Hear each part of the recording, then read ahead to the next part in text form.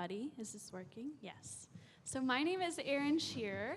I am the chair of the Food Systems Working Group. So we were a part of planning this panel today, and this is the first time an event like this has happened. So it's really exciting for all of us. Just so we all are aware in the room, this is being recorded and live streamed, but that's great because we can look back at it on the future. So yeah, Mike, how would you like to? Hello, my name is Mikhail. I use he and him pronouns. I'm Euro-American and of Choctaw descent, and I was asked by the Native Pathways program to come be a part of the Food Systems Working Group, and that's how I'm here. I applied for a job, and so now I'm the vice chair. I was asked to prepare a land acknowledgement for today, and I'm going to change my process a little bit and go into my land acknowledgement. So I thought considerably about how to do this, and I asked a lot of questions. I asked my whole class, Native Pathways class, how would you go about giving a land acknowledgement? And the thing about this work is that, hey, welcome everybody. The thing about this work is that you'll keep sinking into answers, long answers, and you have to keep asking sometimes the same question for years. So I'm here today, here I am, and I'm asking what is a land acknowledgement? And if you just go with the first answer, you probably won't get the full view, right? It will be incomplete and often steer you off track, or worse, get you stuck and very stagnant. So yes, a land acknowledgement is the acknowledging of the land, but what does that mean? Fundamentally, it means that we acknowledge the indigenous perspective, worldview, and historical memory. So first being that the body is the earth. The body is the earth. That we belong to the earth and the earth does not belong to us. Second, that difference and diversity are what life thrives on.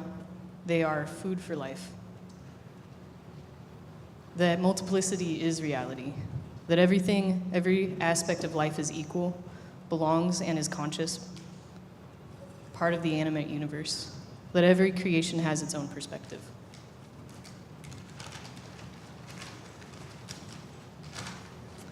Thirdly, that before Europeans came to this land and committed genocide, there were thriving societies built on these principles, built on deep respect for and responsibility to the earth. It is a widely accepted fact that without native peoples of this land, Europeans would not have known how to survive. And I'm not saying this because I am saying this because it is not enough to say that this is stolen land and to name one tribe. It is not enough to repeat one or two sentences every time, for they are only shells and echoes of a true, healthy, and full acknowledgement of the land.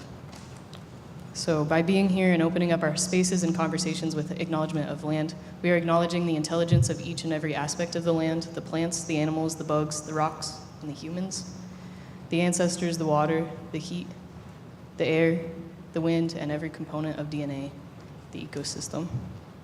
And herein, we are acknowledging that there are people who do know how to heal ourselves, people who do know how to heal, and how to heal the earth, how to run equitable, just, and sustainable organizations, institutions, and society. And with that, we say thank you. And I task all humans who are here today to do your research. What is a land acknowledgement? What is the history? And how can we change our conditions? Thank you. Thank you, Michael. Hi, everyone. Thank you all for coming. My name is Pamela Ronson, and I'm today's moderator. My pronouns are FEFER, and I just want to welcome you to this space.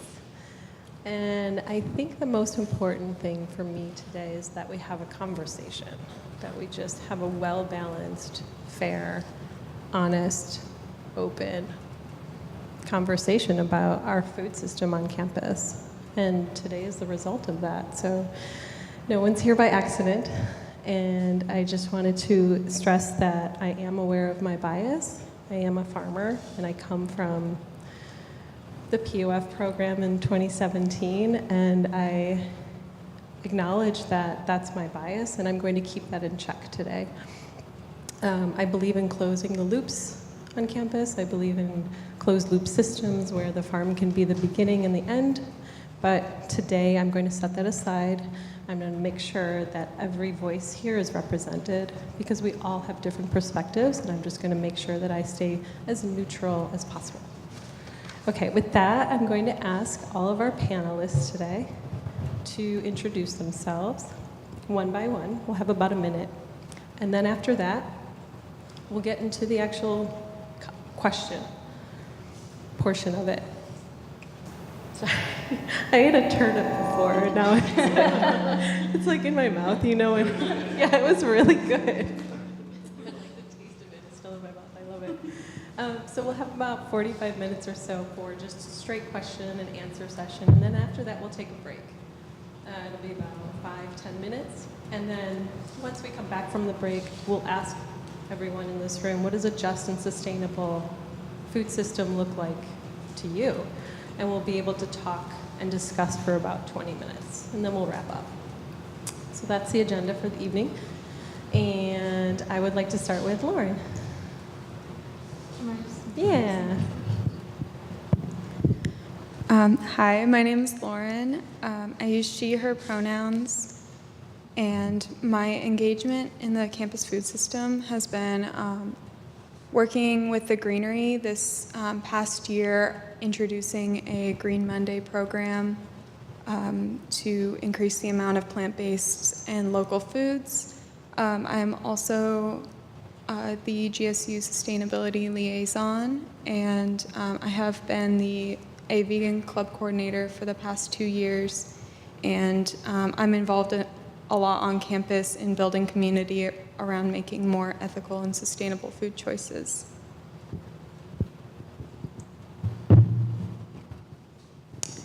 Hi, my name is Maya. I use she and her pronouns. My association with the food on campus is I am a Flaming Eggplant Collective member, and I have been with the Flaming Eggplant since 2016. And my hope for, are we doing like we talk about what our position is? Okay. What I think needs to be the center of the conversation around our campus food system is an ethical food system, which could mean many different things. There's ethicality in labor practices, in sourcing, and in the actual effect that the food has on consumers. So approaching it from like a holistic sense of ethicality. And the destination in that, I guess, is that I believe that self-op would be the only true, like, ethical option for our campus food system.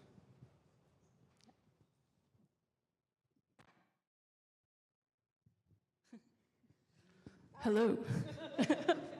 I'm Katie. I use she, her pronouns. I am really speaking from the perspective of being a student at Evergreen, having lived on campus last year, and just kind of a participant in the food system from that side of things. My position is that I would second the concern about the ethics of the food system, and then also just understanding the role of food as a source of building community, and that's something I'm concerned about as it applies to Evergreen as a campus in general. And yeah, my hope for today is that it just sets a really strong precedent for transparent, authentic communication and conversation between all parties involved, and not just the idea of it. Yeah. Hello, my name is Doug Cole. I use he or him pronouns. I'm the food service director for Airmark. The most important for us is meeting student needs. And we're working on incorporating more plant-forward recipes and bringing students more options at a better value. It's also important for us to support Evergreen State College, in which is why we are working with the organic farm to purchase them in ways that is more sustainable. We want to learn and understand the needs of Evergreen State College community. Timinue, my name's Kendra Aguilar. I'm currently adjunct faculty with the Native Pathways program, and I'm also a graduate of that program when it was a reservation-based program, and went on to do my master's in public administration here with the tribal governance focus, and my master's capstone with April McGill and Adam Osbekoff was around tribal food sovereignty.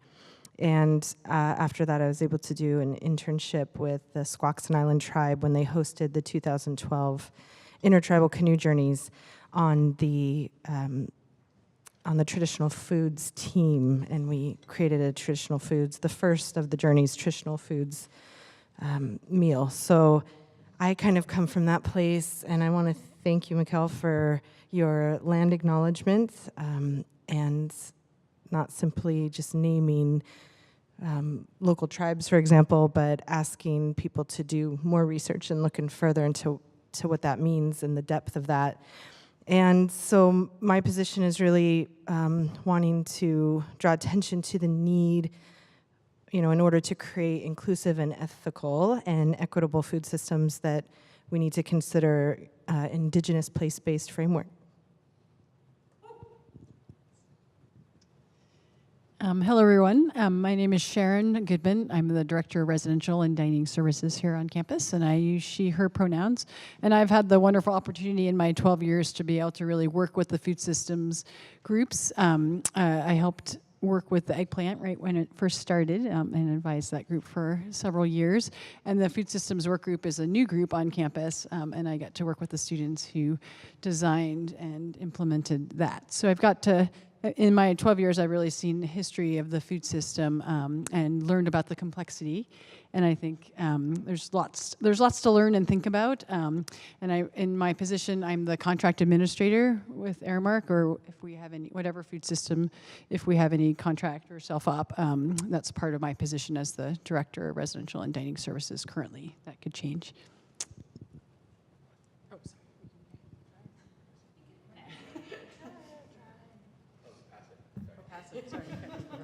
Thanks.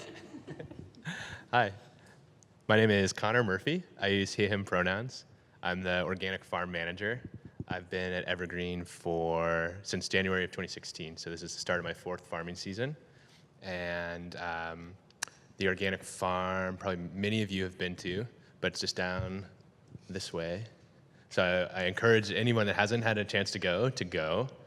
Check out the organic farm, and I'm excited to be here today to talk about some of the positive stuff that's happening in the food system on campus, including an upcoming grant that we're learning the details of, about a partnership between the farm and CCBLA and some faculty to support food access on campus and gleaning, and then some great work that came out of the food systems working group, some political and policy work that has changed the way that food stamps will change the way that we can accept food stamps on campus, which is going to be tremendously important, I think. And so I'm excited to talk about some of that really exciting, positive news. You ever get that feeling of how far away do I hold the microphone? My name is Rochelle. My pronouns are they, them, and she, her. I am the AmeriCorps Vista at Thurston County Food Bank and the Center for Community-Based Learning and Action, also known as the CCBLA. I graduated last June, and I was a student here for 2 years. My most visible position is I coordinate the campus food bank, and I hope this sets the foundation to lead with transparency, honesty, reality, and we all come forward with our identities and our values, and I hope that all is valued and listened to, recognized, and I also want to push that we prioritize student voice, especially those who experience marginalization, and the time and energy that students have put into this work.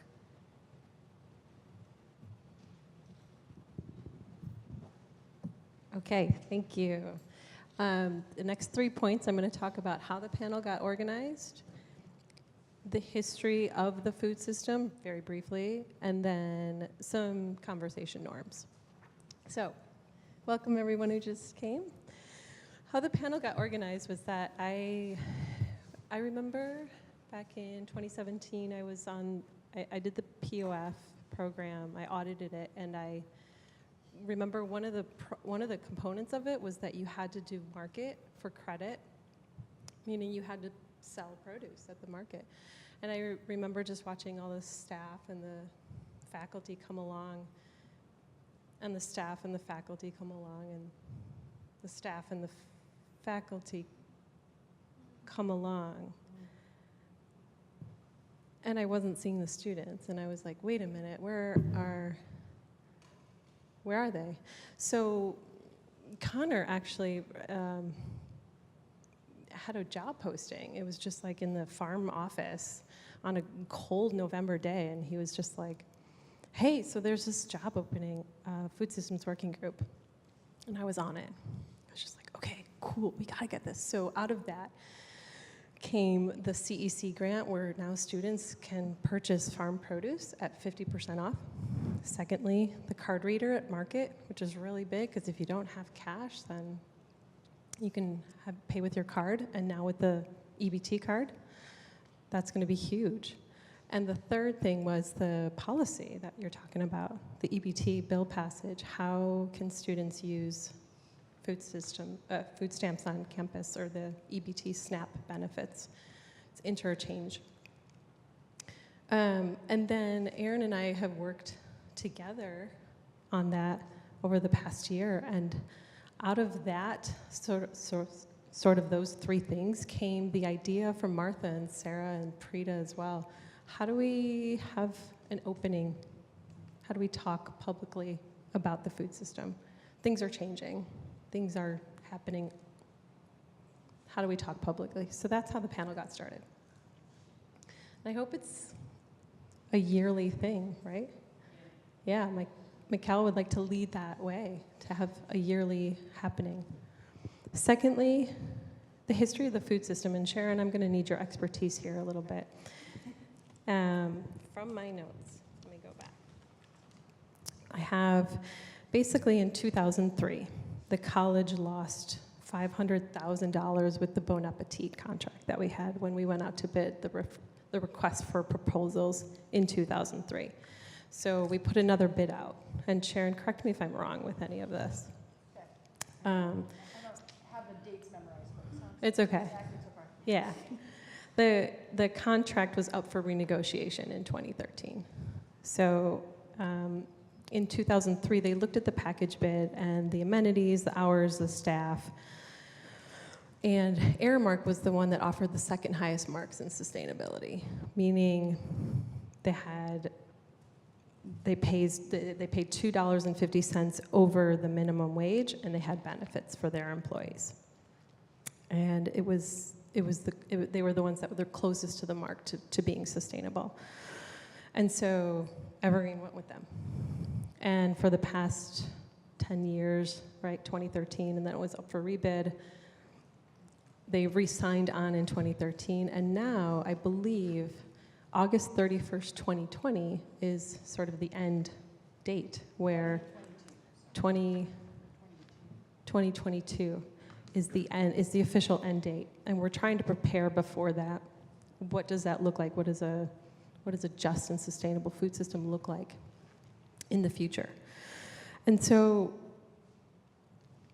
that's sort of been the history of the food system up to this point, where we've had these bids, and Aramark has been the most sustainable bid out of all of them, as well as the most inexpensive one.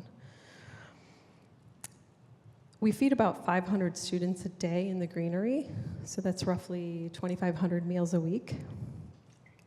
And within the contract, there was a requirement of the first year students having to be on the meal plan. And I think we're looking at now, this conversation is looking at now a shift in model systems. So before we get into the actual panel and the questions that you all have and the answers that we're going to hear, I would like to just stress some conversation norms. And up here, I'd like to direct your attention towards this cup.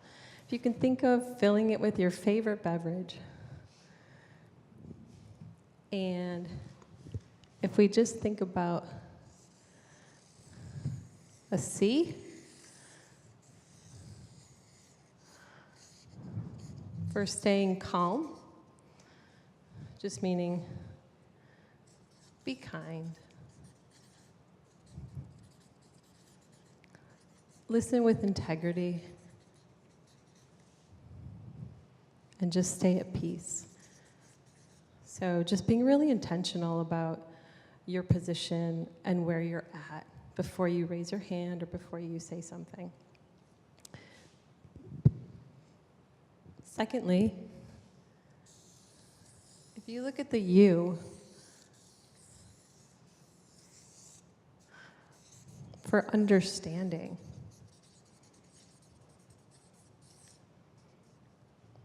And this just really means, I might not agree with your position, I might not like it, I might not even really understand it, but at least I'll respect it.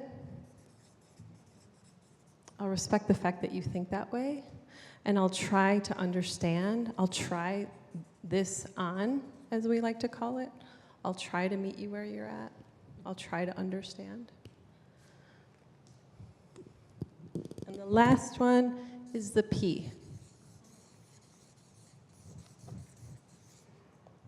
For patience. Because changes in perspective take time. If you think about your own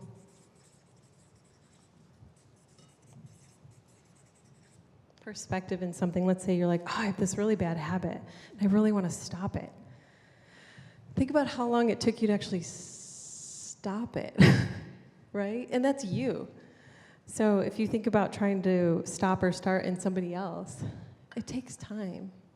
So just be patient and know that we're creating a safe space here for talking.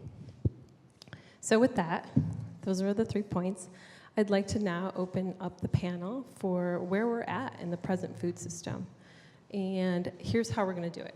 If you have a question, you can raise your hand, and I will basically just give you a number. And I'll say number 1, number 2, 3, 4, etc. And just whenever I call your number, you can say your question from your seat. Sound good? All right. Okay, how are we doing? How are we feeling? We ready? I have a question. Which mics should we use? Do you know? Just this one? The one closest. Yes. Good job, Rochelle. Oh. Great. Thank you. Okay. Thank you. So let's make sure we hold that cup, right? Calmness, understanding, and patience, and just regular evergreen discussion norms.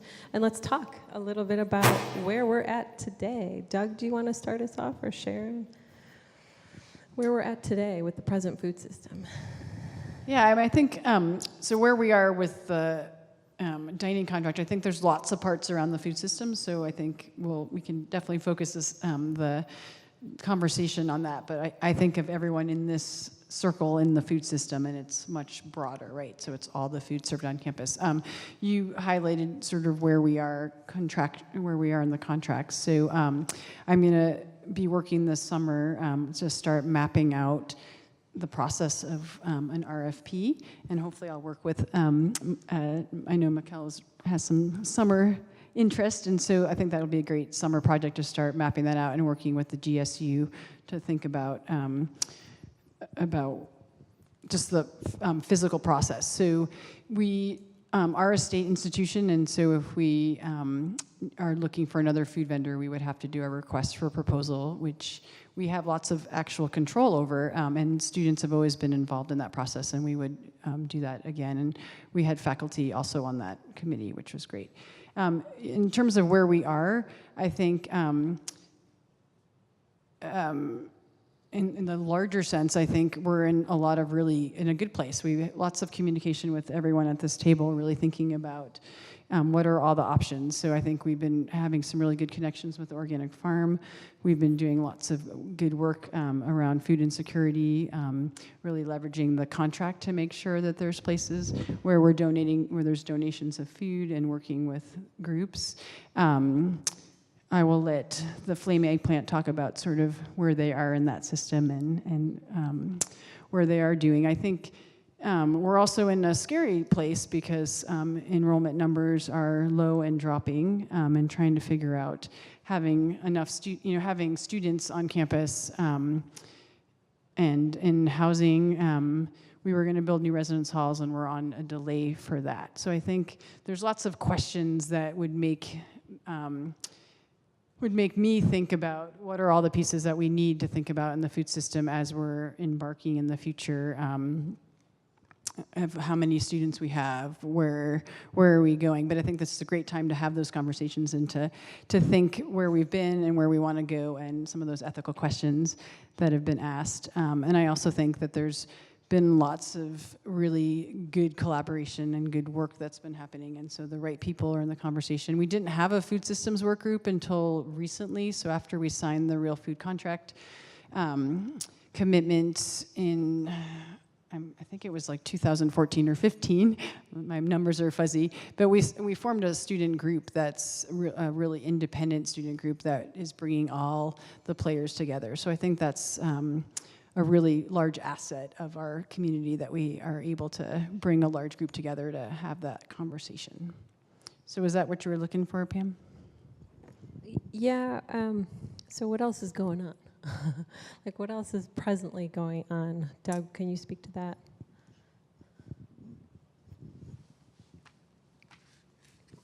Well, presently, for me, lately, we have had a pretty big decline lately in with our sales and also our participation in the greenery. So it's been pretty stressful in our work center. So there's been a lot of questions on how we do things, how we operate, when we're open, all these things. So we're trying to figure out, and then what's been the pattern. We know that it's warm out, it's nice, and there's been decline usually in that, but so I'm here for that reason, to figure out how do we make people happy, and how do we keep people coming, and is it self-doing, is it stuff that we're doing, or is it, so I think I just have a lot of questions, and so I'm here to kind of learn too from you guys on what you guys' ideas and stuff like that, so that's it. Okay. Maya, can you speak to what's going on with Eggplant, please? Yeah, as hopefully all of you already know, I hope this isn't surprising to anybody, the Eggplant is currently paused in operation, so we are not open this spring quarter or summer, but we haven't historically been open in the summer. Because of some significant debt that accumulated in the past 10 years, like continually since the founding of the Eggplant. And there's a lot of reasons for that: changing campus environment and the financial situation of the campus, and continuing lack of support and resources from the offices on campus that I think should have been taking a more active role in keeping the Eggplant above water. And so the Student Activities Office generously absorbed outstanding debt and suggested that we take this pause in operations to look inward and make some larger changes in the structure of the eggplant. So that's what we're doing right now. The Eggplant Collective doesn't currently exist. I am a member of the Eggplant TLC, which stands for Time Limited Committee. And we right now are in the phase of creating a new business plan to present to stakeholders on campus very soon, and a couple days after that present to the Student Activities Board or the SNA Board for funding. So this quarter we're kind of starting from scratch, creating a new business plan, and then next quarter we will be working out the details of that and preparing for operating, hopefully, next fall. What does time limited commitment mean? It's just the committee that only exists for the amount of time that we need to accomplish this task, which is to reopen the eggplant. The term that was used previously was DTF, which is Disappearing Task Force. But I believe Indigenous people brought up that the word disappearing is problematic in that way because people aren't disappearing. The people on the committee are not disappearing. The committee is not functioning after the goal is achieved. So we've changed the name to Time Limited Committee. Okay, thank you. Mm-hmm. Rochelle, do you want to talk about what's going on presently with the food bank? No? Yeah, go for it.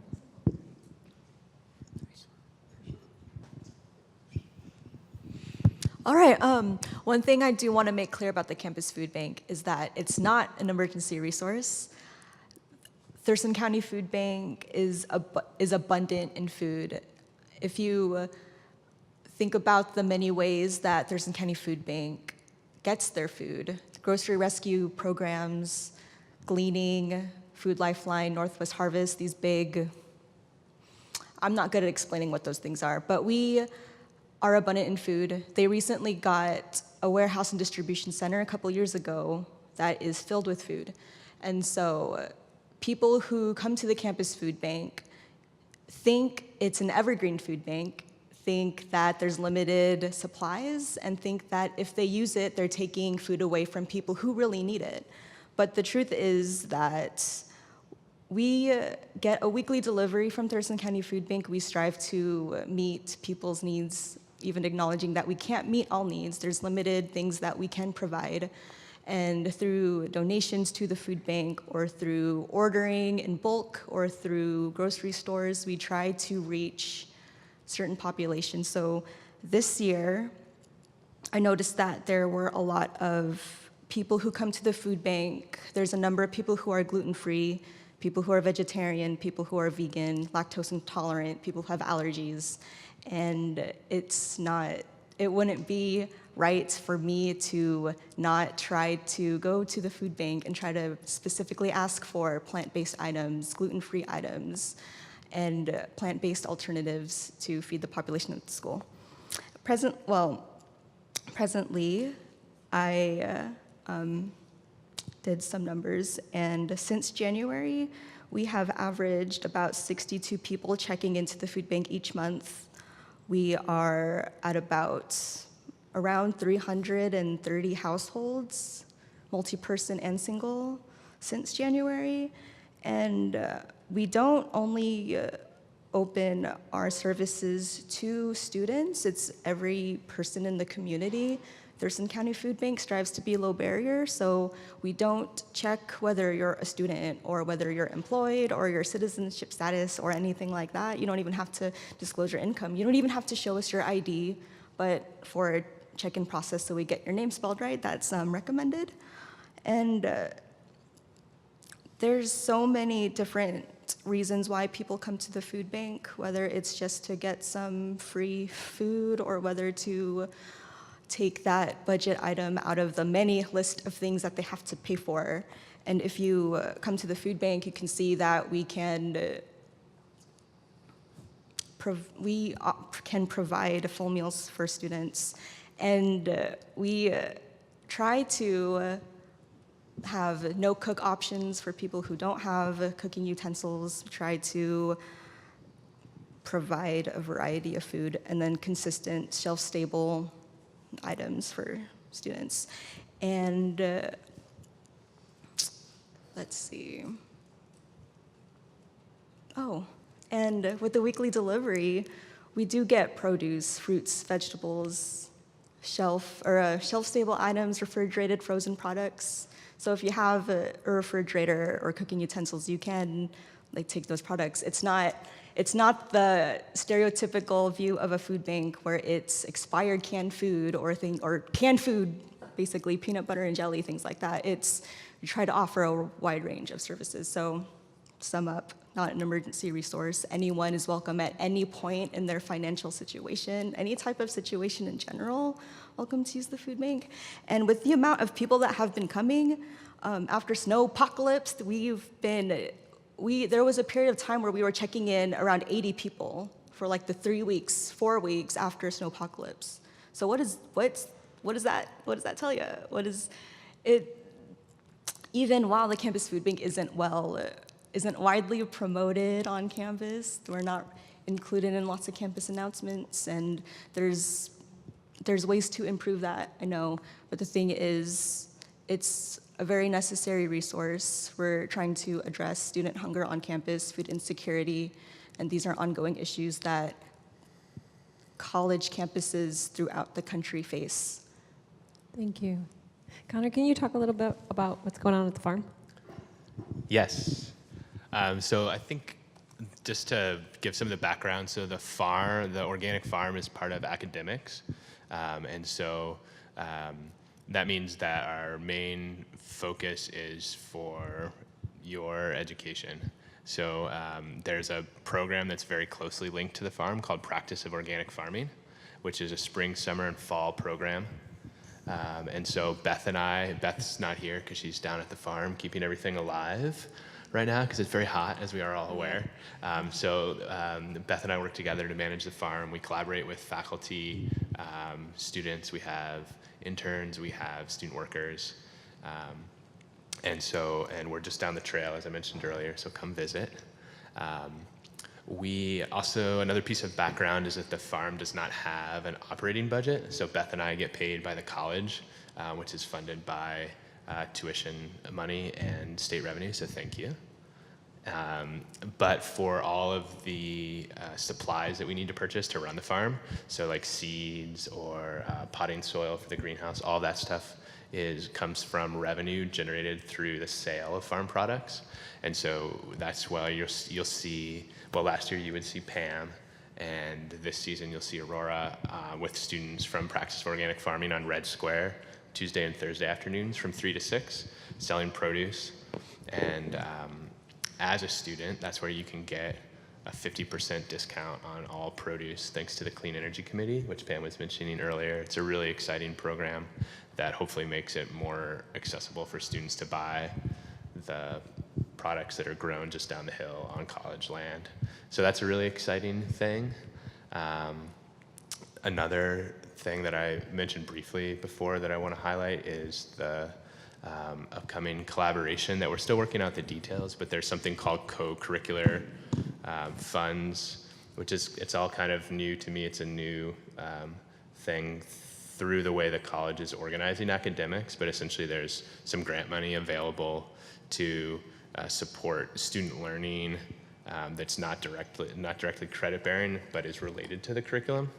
So if that makes sense. So it's what the folks in the Food and Ag Pathway put together is a grant proposal that will provide Rochelle and Ellen and folks some support in the campus food bank to keep it open during the summer, have more steady folks there. There's a connection to, hopefully a connection to the Flaming Eggplant, and then there's a connection to the organic farm through gleaning, which is sort of harvesting unused or unmarketable produce and making it available through the food bank. And so we're not really sure what the details are going to look like.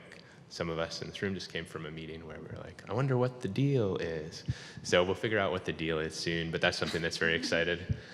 There's just a lot of positive stuff going on. So that's what kind of I wanted to make sure to give a little bit of the background, because it's a little, so I mentioned not everyone was here, but when I was introducing myself, I mentioned that this is the start of my 4th season, and I'm still learning a little bit about how things work. My experience as a newcomer to Evergreen is that it's a very organic process of trying to figure out who is in charge of what thing and who I need to ask or what rules I might need to follow. And so I think that it can be a little bit intimidating, but I'm excited to see so much change that's happened already just in the brief time I've been here. And I'm looking forward to, and not stuff that I've done, but it's just what's happening in the community. So I'm looking forward to continue to see that progress. And then immediately down on the farm, this is planting season. So we're gonna plant 8 beds of flowers. We're gonna plant tomatoes. We got lots happening on the farm tomorrow. So anyways, was that helpful? Do I need to, anything I missed?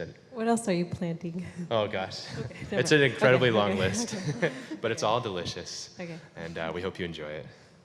Kendra, can you speak to what's going on with food sovereignty with the POC and Indigenous students? Let's see. I can only speak to sort of the classes that I taught last year. In the spring, I taught Indigenous Food Sovereignty class, which was open to not only Native Pathway students, but all Evergreen students. And then, or actually that was in the winter, and then in the spring, I taught a master's level course in food justice, which was open, they opened it up to underclassmen as well. And it was mostly the MPA students, but also the science students came too. It was, what's that? Yes, the MES students, thank you. And it was really cool experience. What I can speak to, a big part of those classes were telling stories and hearing our food stories. And a lot opened up during that time. And students shared experiences with the issue of food insecurity, for one thing, and the fact that a lot of people make assumptions that college-level students or adult students don't have food insecurity issues. And so because that's sort of an assumption, or it's just not even a thought, oftentimes the systems, our food systems, aren't able to support our needs if they're not even aware. And one of the things specifically for our Native Indigenous students in relation to when we think about place-based,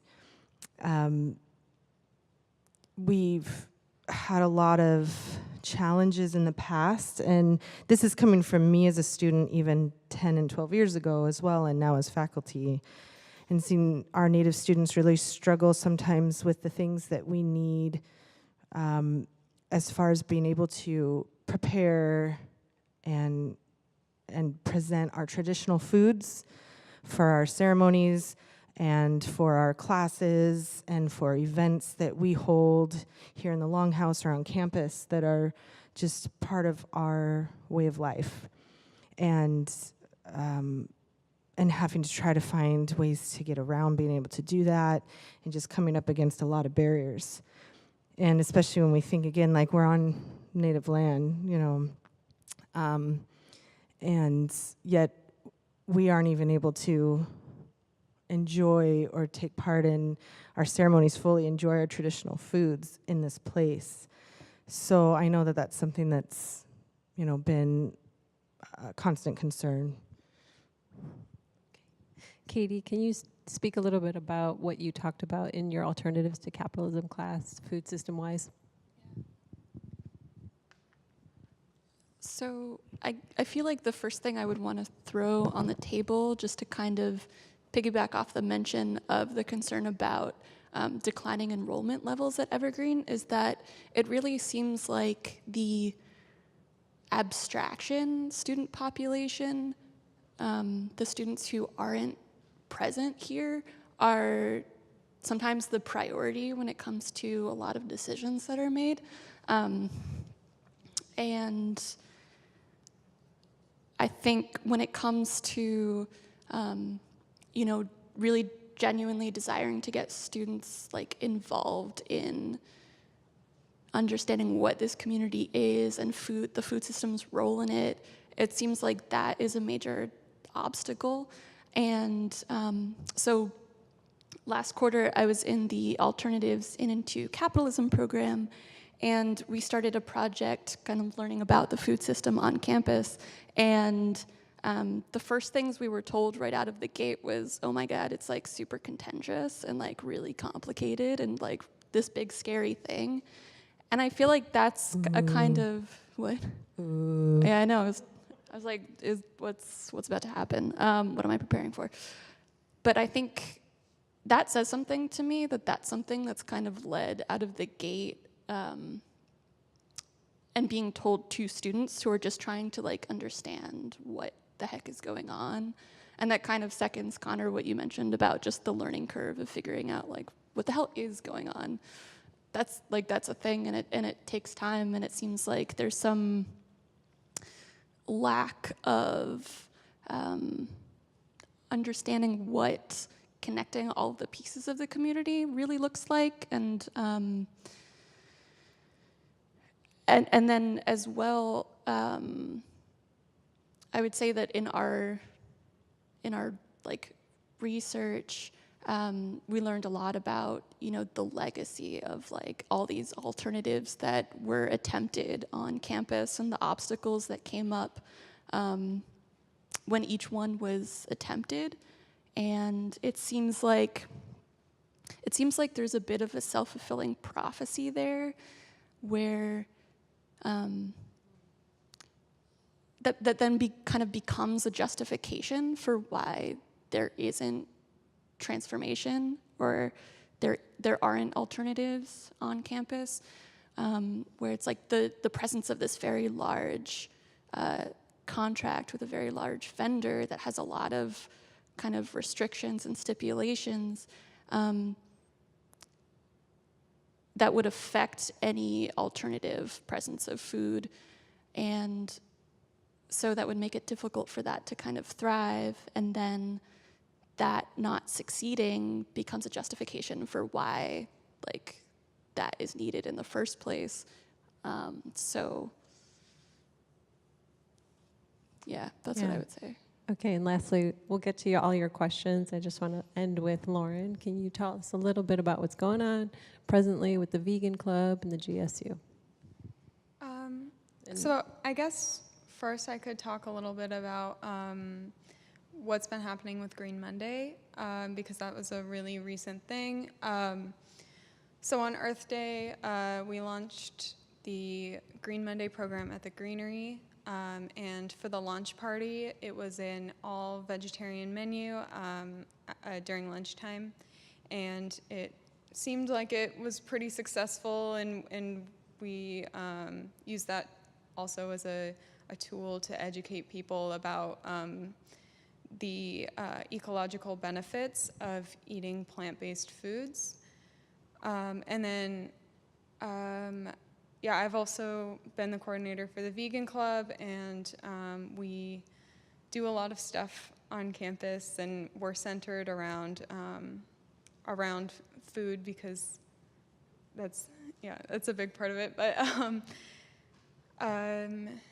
we are actually having a film screening on next Friday, and we're showing the film Dominion, which shows undercover footage of the animal agriculture industry, which I think is incredibly important for everyone to see, so people can make the best decisions about what kinds of systems people are supporting.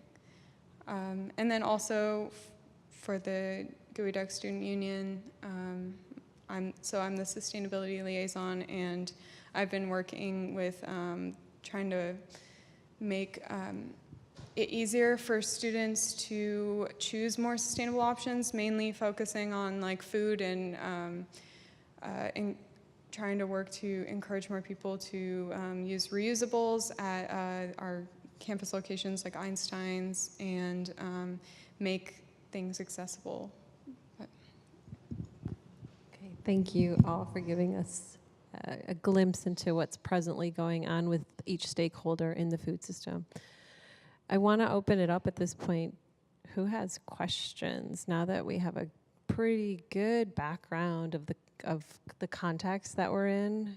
If you have questions, now is the time to just raise your hand. And okay, number 1 in the green shirt and number 2, Sadie. Go ahead, number 1.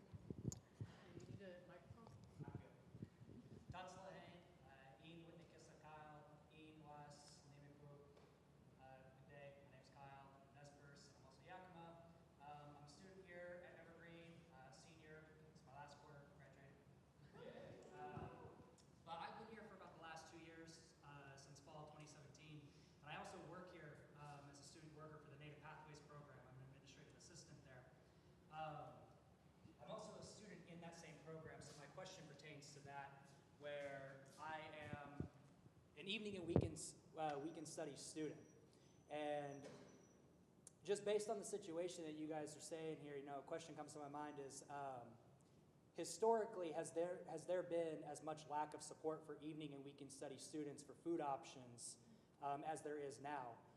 As of this quarter, the greenery and the upstairs area, all of that stuff is closed by the time that I go to class, and the only option I have is Einstein's Bagels. And I can't live off bagels. I tried doing that for 2 quarters. It was fine at the beginning, but the end was not that good.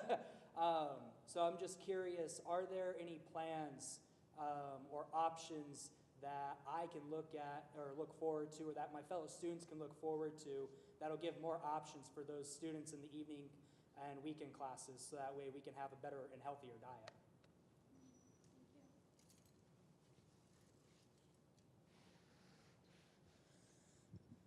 That's a great question.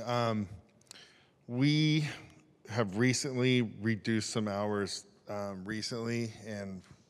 but we know that that's very temporary. But we are starting to try to address that. We're looking at reusable to-go boxes and looking at how we expand that. Our grab-and-go program, we're looking at how do we expand that as well, and maybe even having something at the greenery. Yeah, we've been also thinking about what do we do differently in the market. So a lot of questions are up there, and we are trying to figure out how do we support students that come at night and on weekends too. So we're definitely trying to look at how we expand our services to you guys. So.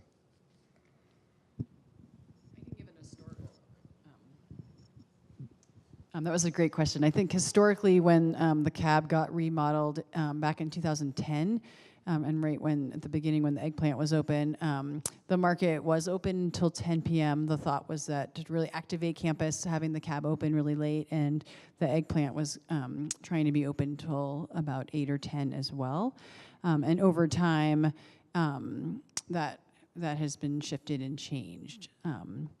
And so that was the hope originally, that there would be a lot. And I think, and I don't know, there's more evening and weekend classes than there was in the past. But there definitely seems to be more students in evening and weekend classes in the last couple of years. And so that's definitely a population we're looking at. Just out of curiosity, you said the only thing open when you started class was Einstein's. Does your class start at 8 or? Our class starts at 6, okay. And we usually take a break around 7:30 to 8 o'clock, and Einstein's currently closes at 8:30. Okay, great.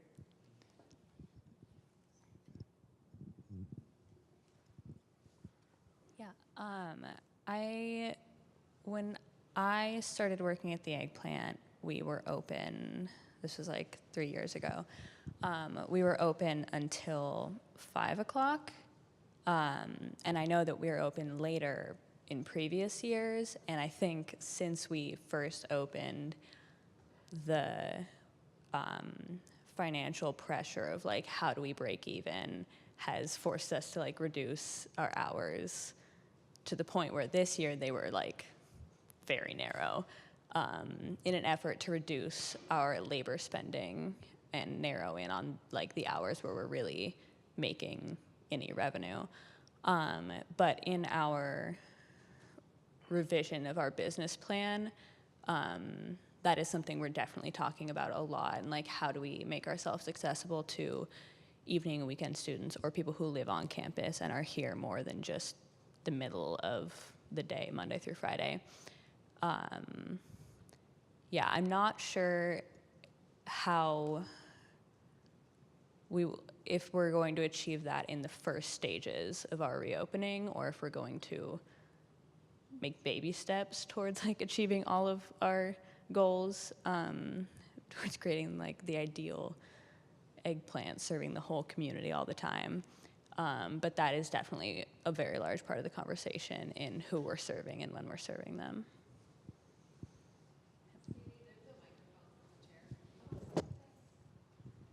Hi, I'm Sadie Sparks, and I've been a student here for way too long, since 2013. And I co-run the Vegan Club with Lauren. I have a question, and I'd also like to just give a little bit of background information about what the Vegan Club is doing. We are very sad to see the eggplant currently closed. I'm your biggest customer. I'm really grateful for the eggplant and the organic farm stand. We've gathered a petition with over 300 signatures of community members asking the eggplant to go fully vegan and to end animal exploitation in all forms at their establishment. And so what I'm seeing is this group of people up here who's so passionate about food and who's really thinking about all the social dynamics that are going into food. And I'd also like to bring in the animals' perspective, because they are the primary victim of this really, really, really violent food system that we're a part of right now. And so we have this amazing organic farm that on one day is selling vegetables and another day is teaching people how to hurt and kill animals. And we have the eggplant, who's run by amazing student workers, who's then selling dead animal body parts that are destroying our planet and that are destroying families of animals. And I mean, it's not helping anyone.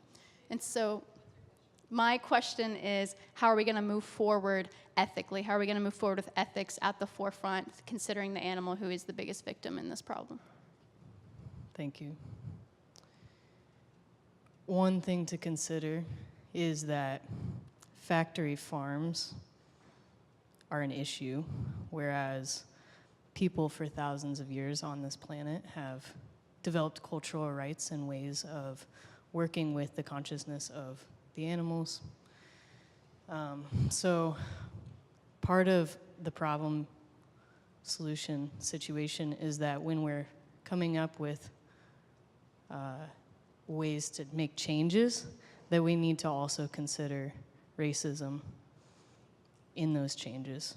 So what that means is that really understanding that you have to do your research. You have to go make relationships with the knowledge of indigenous peoples across the planet. You have to go read. There's plenty of books about how indigenous peoples have been in relationship with all components of the earth, that vegetables are also conscious, that the entire world is animate, that no part of the earth is more important or less important than any other part of the world.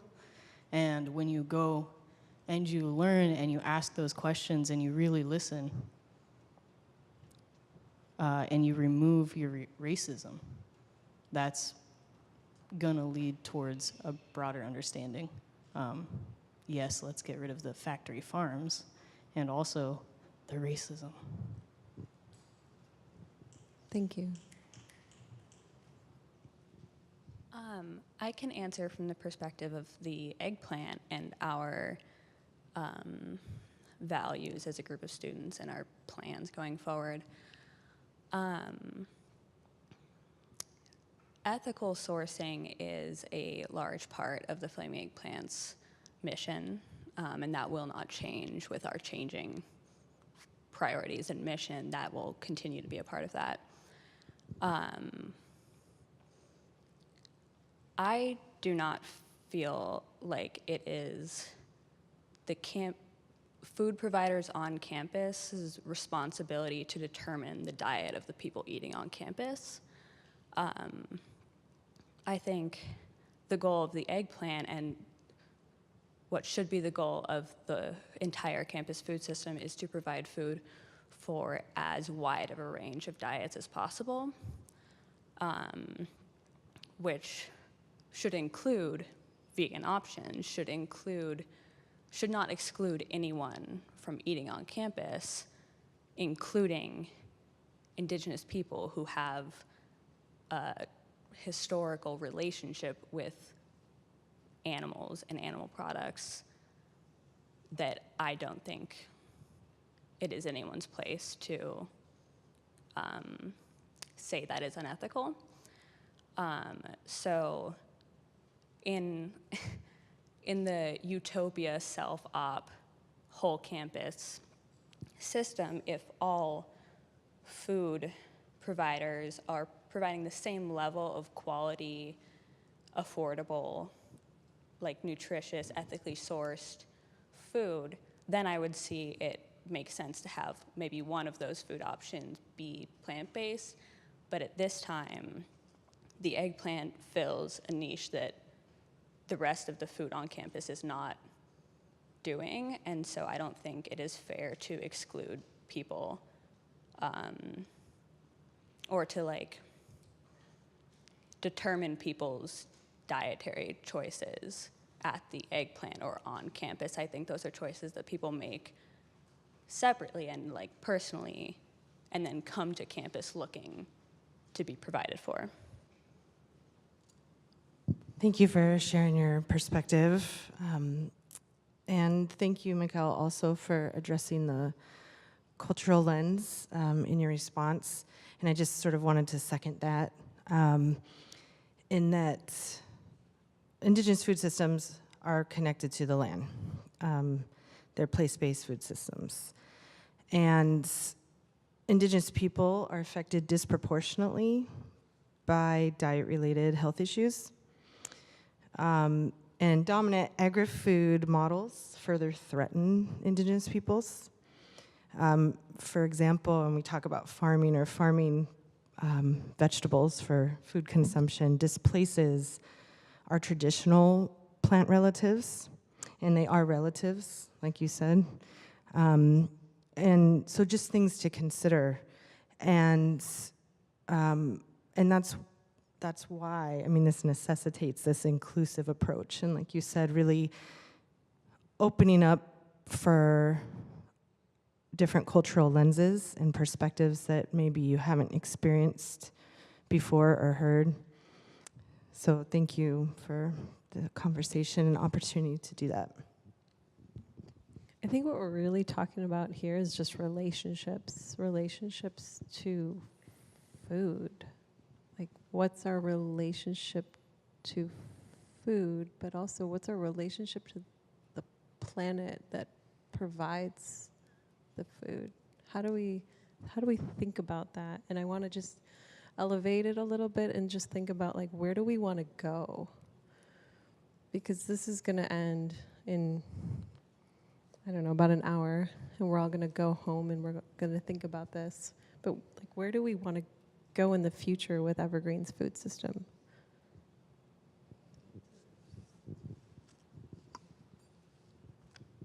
So I'm really interested in systems and ways of thinking, perspectives. Reality is that every one of us has a different perspective, which means not a different opinion, but a different place in looking at reality, right? You're looking at reality over there.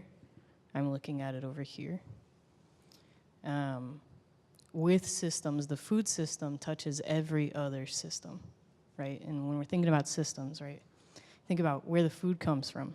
It comes from the land, or it comes from Mexico, or it comes from Florida, or it comes from the Middle East, or it comes from your backyard, right? And then it goes through a whole process. And if prison labor is involved, then it goes through the prison system, which is there's lots of history around that. If it goes through the transportation system, if it gets brought from far away, then it goes through the entire oil industry process. If it goes to a school, then it's connected to the entire educational system and how curriculum is decided, how the structure of the school and all the decisions of the school is decided. We eat food, and that means that it's connected to our psychology. It's connected to the system of our bodies, right? And so it's connected to our guts and all the stuff in there, and it's connected to yeah, so I really want to open it, basically I really want to open it up for people to be able to learn how to imagine a multiple perspective lens, right? That maybe me personally, I have needs and wants and desires and feelings, and I have my own belief system, and that came from a place. But if we're to be here and we're to do what needs to be done, if we're to actually survive as a humanity, if we're to care for our future relatives, then we really need to find ways to get those things done, right? Which means that we need to do that work. Thank you, everybody, for a really informative panel. So I was just wondering if, Sharon, you could talk more about the contract, like the exact date, again, that the Aramark contract is expiring, and in terms of the RFP, like what are the components of like a successful bid, like, or what is that process like how is it determined, and what are the factors that they're looking for in terms of what a successful bid looks like? Yeah, so, and if the dining servers were a public institution, so the contract, of course, is a public document, I can email it to you if anyone wants to see a copy, and you can also ask the Public Records Office. The contract ends, we had it set up as for renewal terms, and it ends in 2022 in August. The RFP process, so we get to the committees, which would be however we want to determine that, but it would be the school gets to decide in the RFP what are the important elements. So what an RFP is, you're getting proposals about what you want in terms of what kind of food service you're looking for. So if you read the current contract, it sort of highlights, it would include things like the contract period, the scope of exclusivity, what we're serving, the hours of operation, what kind of food. Then there's often, we have a really robust and pretty impressive sustainability list, and so there's lots of terms you can have, so you can state what you're expecting a third party to provide. So in terms of, we have things about making sure that we're thinking about where our grease go, where our unused grease goes, things about utilities, things about making sure whatever, if we want to use any food metrics to measure. So we have lots of ability to really lay out what are the elements that we want to see in the contract, because that's what the RFP is. You're thinking about what you'd want in the contract and what elements. And then what happens is after you write your request, is when you send it out for bid, then there'd be a rating system on that. And so that could also be determined. You had mentioned, or Pam had mentioned, sort of the rating system, and there's a point system, and so you would be looking at, so if financial stability was an important factor, that might get a certain amount of points. Sustainability in our last RFP had a lot of points. Making sure that whoever we worked with had labor standards that were even working with a union or had certain labor standards, we would write that in, and then people would get points on that. You can be really creative and think about if you want to make sure that it's a small organization or they work with women-owned or indigenous-owned entities. I've seen lots of RFPs that also include points for any of those factors. So it's a pretty transparent process. So everyone, because it's an open public bid, so you would get to, anyone could read and see what was in the RFP. We had faculty, staff, and students on that committee, and to help write that and to determine what is important in that, and then what gets points and values. So I think in the current system, I think another part of that question is it talks about what's the value, but it also talks about what are the values and where does economics play into that. So if you're, Pam also alluded to when the Bon Appetit and Fine Hosts were here in 2003, and the college lost money on a contract, and then there was a $500,000 sort of, I don't know what the word is, bill, I guess, that it's sort of what you were talking about with the eggplant. So that wasn't managed well, and so the college lost money and had to pay for that. So financial sometimes is a major factor, but it doesn't have to be the most important factor in the contract. Does that answer your?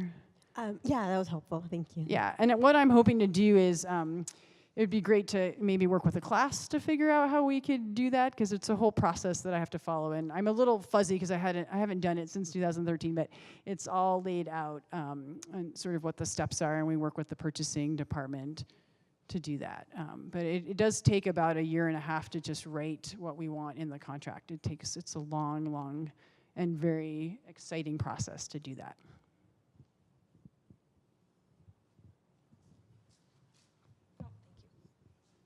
Hi, my name is Josette, and I am a student in the Native Pathways program. I am actually at the Tacoma campus, but I'm down here twice a quarter for weekend classes. And I'm the vice chair on our student governance. And I don't necessarily have a question, but a request. I wanted to share a little bit about my experience here at Evergreen with the food systems.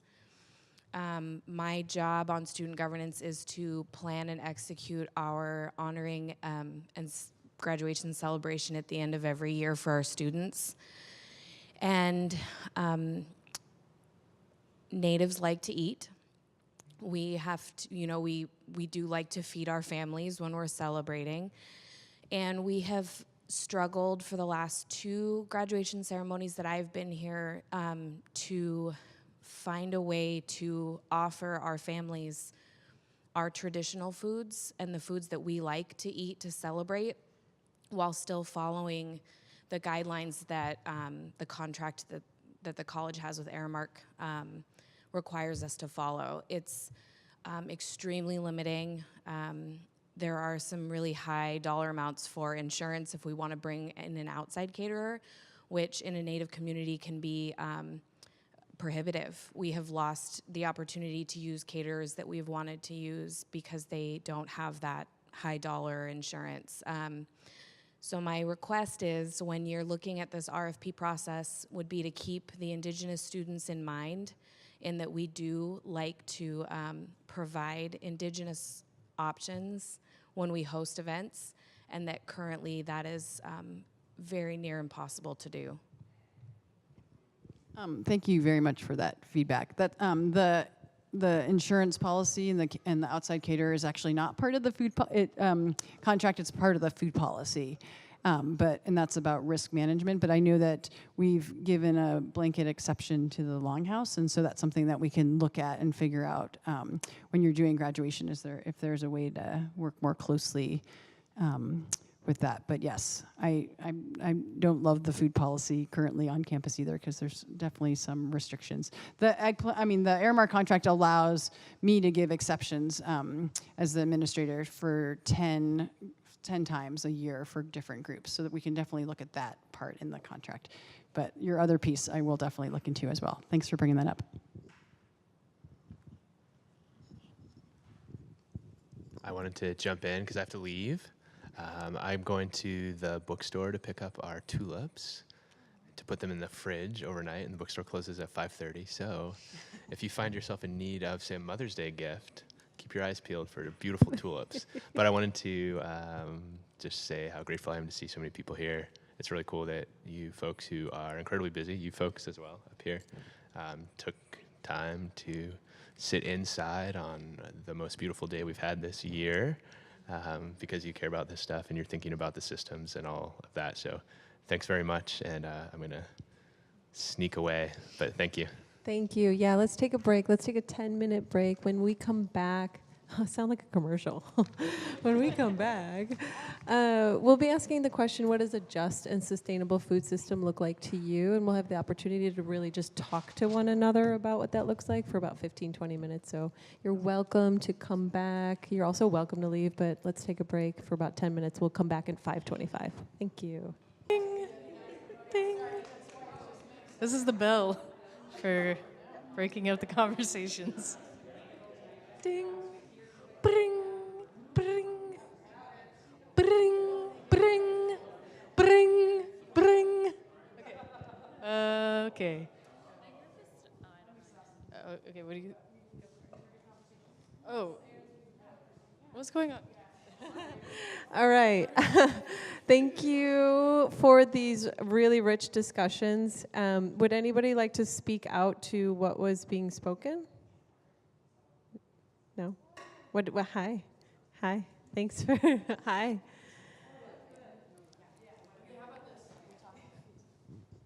Okay, how about everybody write down a paragraph and send it to our email? Is anybody going to do that? Okay, what time is it? Closing time. Okay. I think we did a lot. We had a panel. We introduced how the panel got started. Each panelist introduced where we are at presently with the food system, and then we talked about the contextual richness of each panelist. And then we sort of opened it up to questions in terms of, well, where do we want to go? Or what does it look like now for us, and where can we go? And then we broke out into some smaller groups where we discussed what does a just and sustainable food system look like for us in the future. So thank you for participating. I'm going to hand it over to Erin to close the event. Yeah, thank you everybody who came and who shared all of their expertise and all of their questions and everything. I think this has been very, very exciting for us, not having had an event like this, but also we kind of do have smaller scale conversations like this. So the Food Systems Working Group does meet. We have these two larger meetings a quarter. We have one coming up next Wednesday, but we also do have meetings on a weekly basis as well. So if you are interested in hearing any more about that or in connecting with us, I think we can continue this work. You can talk to one of us about that. But thank you all so much for coming and for sharing with us today.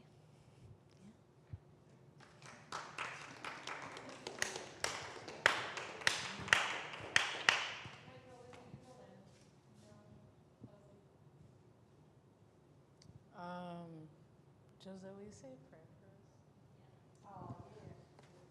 us? Josette's going to say a prayer for us.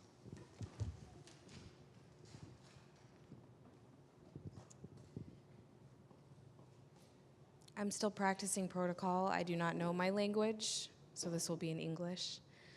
Creator, we just want to come before you tonight and say thank you for this opportunity for this group to come together and share their hopes and dreams for the food systems here at Evergreen. We ask that you open everyone's heart and minds as they leave and absorb this information and go forward in a good way so that we can build a better system here to meet the needs of our students. We ask that everyone go forth and stay safe and enjoy the rest of this wonderful evening. All our relations.